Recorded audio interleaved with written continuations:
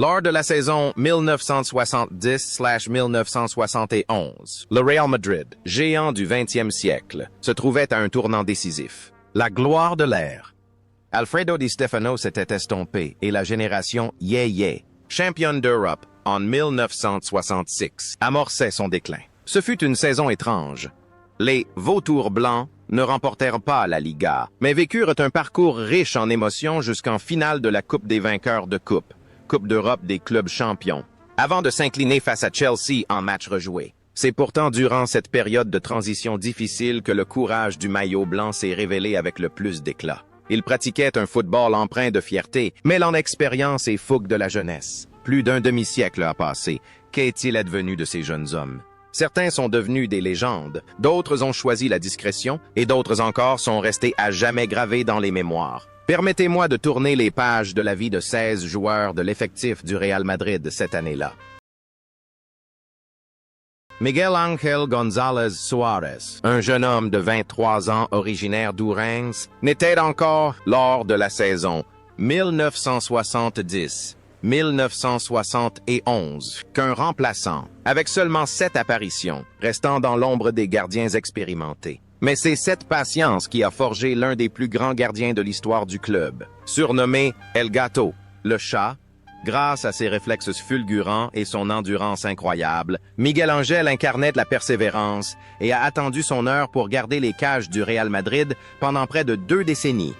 Après sa retraite, Miguel Ángel n'a pas quitté le Bernabéu. Il a continué à œuvrer comme entraîneur des gardiens et représentant du club, transmettant le flambeau à la jeune génération, à l'instar d'Iker Casillas. Sa vie était un havre de paix, rythmé par sa passion pour le football et sa famille, jusqu'à ce que survienne la plus grande épreuve de son existence, la SLA, sclérose latérale amyotrophique. Au lieu de baisser les bras, il a choisi d'y faire face avec un sourire et un optimisme rare, devenant un symbole de courage face à la maladie. Il apparaissait encore, malgré sa faiblesse, pour inspirer la communauté. Cependant, ce parcours exceptionnel a dû s'interrompre. Le 6 février 2024, Miguel Ángel s'est éteint à l'âge de 76 ans. La disparition du chat a laissé un vide immense, mais son héritage de patience et de sourire face à la maladie restera à jamais gravé dans les mémoires.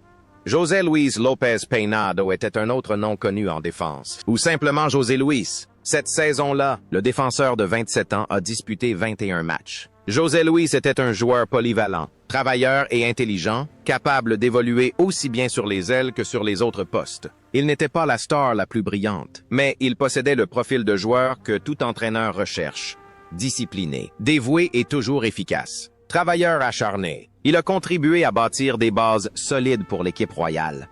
Après sa retraite, José Luis n'a pas choisi la voie du coaching, mais s'est tourné vers la direction et l'administration du Real Madrid. Il a occupé le poste de directeur sportif et a contribué discrètement au développement du club à l'ère moderne. Sa vie a été un modèle de loyauté et de dévouement. Il fuyait les projecteurs, trouvant son bonheur dans le travail de l'ombre et une vie de famille paisible. Aujourd'hui, à 81 ans, José Luis est toujours en pleine forme, l'un des rares témoins vivants de cette génération, un héros discret qui continue de suivre avec attention les moindres faits et gestes de son équipe de cœur. Antonio Betancourt, le géant de Las Palmas, était le gardien titulaire lors des matchs importants de cette saison. À 33 ans, Betancourt était un portier solide, d'un calme imperturbable et doté d'une excellente maîtrise du placement. Il fut témoin de la génération Yé-Yé qui connut la gloire comme l'amertume. Lors de la saison 1970-1971, bien qu'il n'ait disputé que 3 matchs de championnat en raison de blessures et de la rotation d'effectifs, son expérience dans le vestiaire fut précieuse. Betancourt incarnait la solidité, un véritable pilier pour une défense en pleine transition. Quittant Madrid, il retourna dans sa ville natale, Las Palmas, et consacra ses dernières années à son club de cœur avant de prendre sa retraite sur blessure. La vie de Betancourt après le football fut empreinte de discrétion. Il se retira aux îles Canaries, loin du tumulte médiatique, menant une existence simple auprès de sa famille et de la mère. Il apparaissait rarement dans la presse, préservant son intimité après des années de pression médiatique. Puis, le 15 mars 2015, Antonio Betancourt s'éteignit paisiblement à l'âge de 78 ans, des suites d'une longue maladie. Il partit comme il avait vécu ces dernières années, avec douceur et sérénité, laissant derrière lui le souvenir d'un gentleman dans les buts. Ignacio Zocco, d'un calme imperturbable qui contraste avec le dynamisme de Piri, est le pilier de l'équipe. Ce Navarrien de 31 ans possède une taille idéale et une grande envergure, lui permettant de dominer le milieu de terrain, de récupérer le ballon et de contrôler le rythme du jeu. Ses 27 apparitions cette saison témoignent de son importance irremplaçable. Zocco ne court pas autant que Piri, mais il est toujours présent au bon moment, utilisant son intelligence pour neutraliser les attaques adverses. Après sa retraite en 1974, Zocco resta associé au club en tant que délégué de match pendant de nombreuses années, figure familière des conférences de presse et des tournées. Il veillait à l'image et à la discipline du Real Madrid. Son mariage avec la chanteuse Maria Hostis fut également une belle histoire d'amour dans le monde des artistes et du sport. Cependant, le 28 septembre 2015, Ignacio Zocco s'éteignit à l'âge de 76 ans après une longue maladie. Il laissa un grand vide sur le banc des entraîneurs et dans le cœur de tous ceux qui appréciaient son élégance. Juan Carlos Tourinho, défenseur d'origine argentino-espagnole, fut un renfort intéressant pour l'équipe cette année-là. À 26 ans, avec 9 apparitions à son actif, Tourinho alliait de la finesse et la technique du football sud-américain à la rigueur européenne. Arrière latéral moderne, il était capable de se projeter vers l'avant. Bien que n'étant pas titulaire indiscutable, Tourinho a toujours su se montrer performant lorsqu'il a eu sa chance, contribuant ainsi à la profondeur de l'effectif des Vautours blancs. Après son départ de Madrid, Tourinho retourna en Colombie et en Argentine pour poursuivre sa carrière de joueur, puis d'entraîneur. Il entraîna plusieurs équipes et s'impliqua activement au sein de l'Association des vétérans du Real Madrid. Véritable trait d'union culturelle entre les deux rives de l'Atlantique, il regrettait profondément ses années de gloire au Bernabéu. Cependant, le parcours de cet enfant du pays prit fin le septembre-mars 2017. Il s'éteignit à Buenos Aires à l'âge de 72 ans des suites d'une insuffisance pancréatique, important avec lui de précieux souvenirs de sa jeunesse passée sur les pelouses madrilènes. Gregorio Goyo. Benito était le pilier de la défense, surnommé Hacha Brava, la Hache Brave. En 1971, à l'âge de 24 ans, Benito incarnait la force et la détermination. Avec sa moustache fournie et son regard perçant, il terrorisait tous les attaquants adverses. Benito ne jouait pas avec style, il jouait avec cœur et passion. Lors de ses 27 apparitions cette saison-là, il se jetait dans la mêlée, n'hésitant pas à s'engager dans les duels pour défendre le maillot et les couleurs de son équipe. Il était un symbole de l'esprit Juanito, avant même l'arrivée de Juanito, cet esprit de ne jamais abandonner. Après sa retraite, Benito devint un homme d'affaires prospère, gérant des bars et restaurants populaires à Madrid, où il aimait raconter des anecdotes héroïques à ses supporters. Sociable et généreux, il a toujours entretenu des liens étroits avec l'association des anciens joueurs. Cependant, la tragédie frappa ce guerrier de fer lorsqu'il contracta la maladie d'Alzheimer, prix à payer pour les nombreux chocs et impacts violents qui jalonnèrent sa carrière. Au cours des dernières années de sa vie, sa mémoire s'estompa peu à peu, mais l'amour que lui portaient les Madridistas demeura intact. Le 2 avril 2020, en pleine pandémie de COVID-19, Goyo Benito s'éteignit à l'âge de 73 ans. Sa disparition dans la solitude, en pleine pandémie, ajouta à la tragédie de cette légende qui consacra sa vie à protéger les autres. Manuel Sanchis Martinez est un latéral travailleur et intelligent. À 32 ans, il fait partie des vétérans de l'équipe championne de 1966. Lors de la saison 1970-1971, il a disputé 21 matchs et marqué un but, tout en encadrant les jeunes talents. Le style de jeu de Sanchis repose sur le jugement et une technique irréprochable plutôt que sur la force brute. C'est un joueur calme et posé, qui garde toujours son sang-froid même dans les situations les plus difficiles.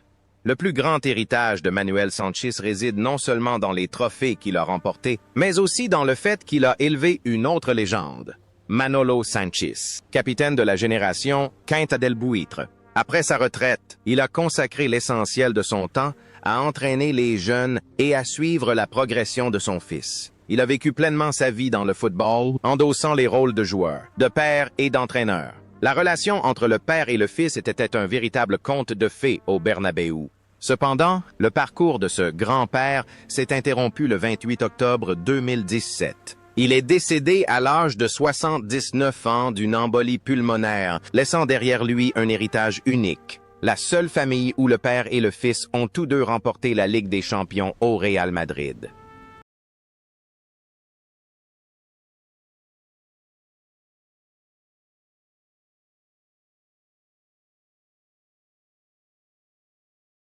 José Martínez Sánchez, dit Piri, était l'âme, le cœur et le poumon de l'équipe. À 25 ans, Piri était dans une forme étincelante, avec 13 buts en 29 matchs. Un chiffre incroyable pour un milieu de terrain, devenu plus tard libéraux.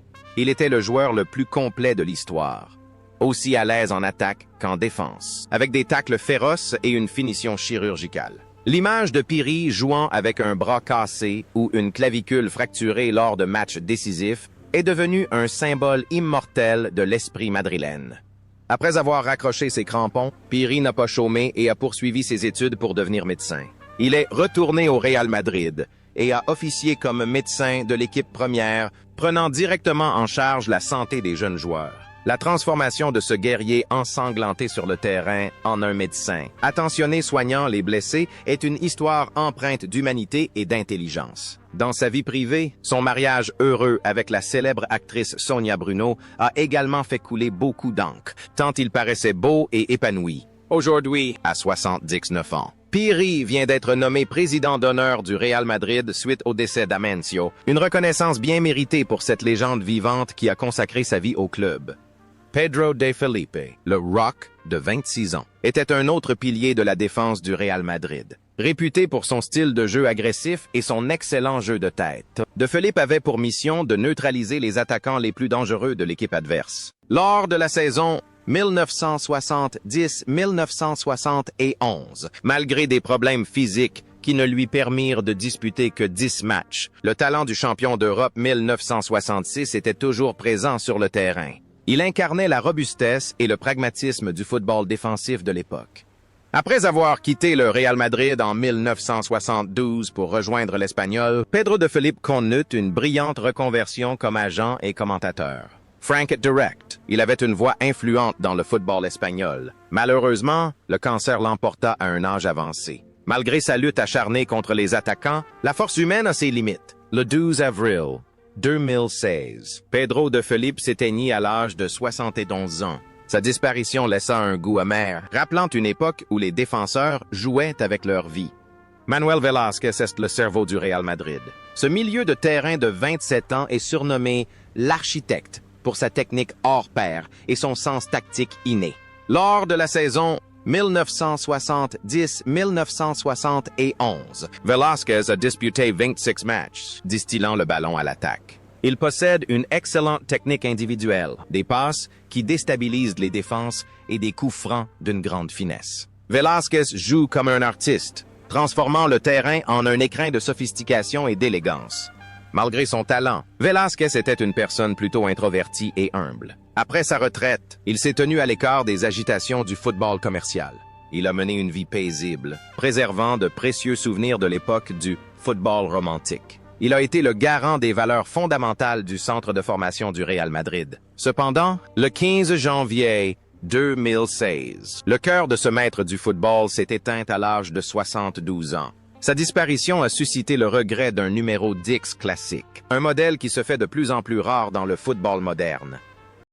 Juan Planelles, jeune talent de 19 ans, a connu une ascension fulgurante suivie d'une chute brutale à Madrid. Lors de la saison 1970-1971, il était pressenti pour succéder à Di Stefano et a disputé 9 matchs. Planelles possédait une excellente technique et un jeu moderne, mais le poids du maillot blanc semblait peser lourd sur ses épaules. Il peinait à se faire une place parmi les stars et à répondre aux attentes élevées du public du Bernabéu. Après son départ du Real Madrid, Planelles s'est retrouvé et est devenu une légende à Castellón et à Valence, où il a joué avec une liberté totale. Une fois sa carrière terminée, il a choisi la voie de la formation des jeunes, loin des projecteurs. Il a mené une vie simple dans sa ville natale, satisfait de son parcours et sans jamais regretter le passé. Aujourd'hui, à 73 ans, Juan Planelles coule une retraite paisible, preuve qu'un pas en arrière suffit parfois à faire 2 pas en avant, et que le bonheur ne réside pas forcément au sommet de la gloire. Sebastián Fleitas, l'attaquant paraguayen de 23 ans, a insufflé un vent de fraîcheur. Avec 25 apparitions et 6 buts, Fleitas a réalisé une saison 1970-1971 plutôt impressionnante. Il a apporté la puissance, la vitesse et la technique typiques du football sud-américain. Attaquant opportuniste, Fleitas se positionnait toujours dans la surface de réparation pour décocher des frappes décisives. Son enthousiasme a redonné vie à l'attaque vieillissante du Real Madrid. Cependant, la carrière de Fleitas à Madrid fut de courte durée. Il partit de jouer en France, puis s'installa en Espagne. Après sa carrière de footballeur, il se consacra au recrutement et au commerce. Il avait choisi l'Espagne comme seconde patrie et y menait une vie paisible auprès de sa famille. Mais le destin le rappela trop tôt. Le 14 avril 2000, Sebastián Fleitas s'éteignit subitement à l'âge de 53 ans. Il disparut en pleine force de l'âge, laissant ses amis et coéquipiers sous le choc, telle une fleur qui s'était épanouie puis fanée trop vite. Amancio Amaro Varela, ou simplement Amancio, surnommé El Brujo, le magicien, était à 31 ans la star incontestée du Real Madrid lors de la saison 1970-1971. Avec 19 apparitions et 6 buts, il a subjugué les spectateurs par ses dribbles et son agilité sur l'aile droite. Plus qu'un simple joueur, Amancio était un symbole de charisme, celui qui détenait la clé de la victoire grâce à la magie de ses pieds. Il a fait le lien entre l'ère Gento et celle de Butragueño. Après sa retraite, l'influence d'Amancio fut encore plus grande que lorsqu'il jouait. En tant qu'entraîneur des jeunes de la Castilla, il découvrit et façonna la fameuse Quinta del Buitre des années 1980. Il fut le père d'une philosophie de jeu offensive et brillante. Sa vie fut dédiée au Real Madrid et il fut élu président d'honneur du club après la mort de Gento. Il continua d'apparaître dans les tribunes Simampé avec un sourire bienveillant jusqu'à ses derniers jours. Cependant, le 21 février 2023, le magicien s'envola vers le ciel à l'âge de 83 ans. Son départ fut une grande perte, mais sa magie perdurera pour les générations futures. Ramon Grosso, numéro 27, est un véritable héros discret. Pourtant, le numéro 9, Grosso est capable d'évoluer au milieu de terrain, voire en défense lorsque l'équipe en a besoin. Lors de la saison 1970-1971, avec Trey's Apparition, il a joué un rôle essentiel en assurant la cohésion du groupe. Grosso est reconnu pour son esprit d'équipe exemplaire, un homme prêt à sacrifier sa gloire personnelle pour le collectif. On le surnomme Obrero, travailleur acharné au sein de la galaxie. Mais c'est bien son travail acharné qui a permis de remporter les titres. Après sa retraite, Grosso continua de se consacrer au centre de formation du Real Madrid, où il fut le premier entraîneur de Raúl González, surnommé le Seigneur des Anneaux. Sa vie était simple et humble, à l'image de sa façon de jouer au football. Mais le destin fut cruel. Cet homme, en pleine santé et d'une grande bonté, dut affronter un cancer terrible. Le 13 février 2002, Ramon Grosso s'éteignit à l'âge de 58 ans. Sa disparition laissa un vide immense pour des générations d'élèves et de supporters qui le considéraient comme un symbole de dévouement.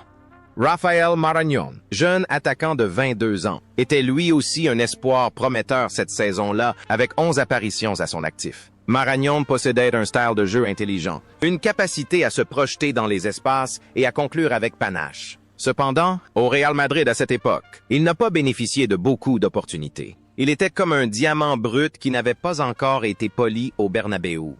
Quittant Madrid, Marañón rejoint l'Espagnol et devient la plus grande légende de l'histoire du club, avec un record de buts qui durera des décennies. Ce qui est remarquable chez Marañón, c'est qu'en parallèle de sa carrière de footballeur, il poursuit ses études et devient un véritable architecte. Sa vie fut un parfait équilibre entre sport et savoir. Il concevait des bâtiments avec la même méticulosité qu'il mettait à marquer des buts. Aujourd'hui, à 76 ans, Rafael Marañón est toujours en pleine forme. Architecte de renom et de figure respectée du football espagnol, témoignant de sa réussite sur et en dehors des terrains. Francisco Gento, surnommé le Grand Gento, était un véritable ouragan sur l'aile gauche. La saison 1970-1971 fut la dernière de son illustre carrière. À 37 ans, après 7 apparitions, Gento n'était plus le ouragan cantabrique d'antan, mais sa présence était devenue une légende. Il était le seul joueur de l'histoire à avoir remporté 6 Coupes d'Europe, un témoin vivant de toute la gloire. Cette saison-là, Gento était comme un vieux roi s'apprêtant à abdiquer, transmettant le sceptre à la génération suivante avec sérénité et fierté. Après sa retraite, Gento mène une vie discrète, loin des projecteurs et des rumeurs. Il devint président d'honneur du Real Madrid, apparaissant lors des grandes occasions avec une élégance et une simplicité remarquables. Véritable figure emblématique du football mondial. Il est le grand-père de tous les Madridistas. Sa vie fut parfaite, sans faute, empreinte d'un respect absolu. Puis, la vie s'est arrêtée. Le 18 janvier 2022, Paco Gento s'éteignait à l'âge de 88 ans. Sa disparition marqua la fin d'une ère, mais son record de 6 Coupes de France restera à jamais un défi pour tous les joueurs du monde. José Antonio Grande, plus familièrement appelé Tony Grande, est le dernier joueur que nous évoquerons. Lors de la saison 1970-1971, ce jeune homme de 23 ans était un milieu de terrain travailleur, souvent utilisé comme solution de rotation stratégique, avec 8 apparitions en Liga. Grande ne possédait ni la technique exceptionnelle de Velázquez, ni la vitesse de Gento. Il jouait avec discipline et un respect tactique absolu. Il était le joueur infatigable par excellence qui nettoyait discrètement le milieu de terrain pour laisser briller les stars. Son rôle à cette époque était peut-être obscur aux yeux du grand public, mais il était extrêmement important pour les entraîneurs. Mais la véritable magie de Tony Grande réside dans la dernière partie de sa vie, où il est devenu le plus grand faiseur de rois de l'histoire du football espagnol. Après sa retraite, il s'est tourné vers l'entraînement et est devenu le bras droit, l'assistant le plus fidèle de Vicente Del Bosque. C'est Tony Grande qui, en coulisses, aux côtés de Del Bosque, a élaboré les tactiques qui ont permis au Real Madrid de remporter la Ligue des Champions et de hisser l'équipe d'Espagne au sommet du monde lors de la Coupe du Monde 2010 et de l'Euro 2012. Sur le terrain en 1971. Son rôle était plutôt celui d'un second rôle. Dans l'histoire du football moderne, il est un grand architecte. Il est la preuve la plus éclatante qu'un joueur ordinaire peut devenir un stratège hors pair grâce à un apprentissage constant. Aujourd'hui, à 77 ans, Tony Grande a pris sa retraite, menant une vie épanouie, à l'image de cet homme qui a atteint tous les sommets de la gloire du football mondial